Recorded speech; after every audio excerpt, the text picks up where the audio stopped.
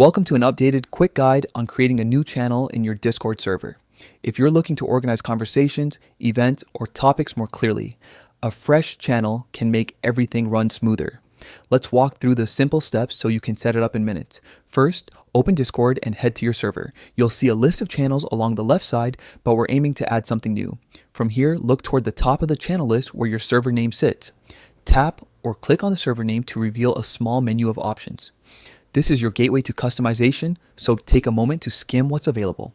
Next, you'll want to choose Create Channel. This option sits in the menu as a direct way to start a new space for your community.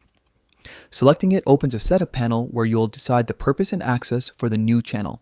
This is where you shape how members will engage with this space, so think about the topic or activity you want to host there. Now, decide the channel type. You have two clear paths, text or voice.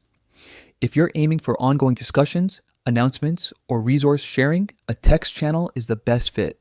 If you're planning live conversations, meetings, or real-time collaboration, go with a voice channel. You can always add more channels later, so don't worry about getting it perfect on the first try.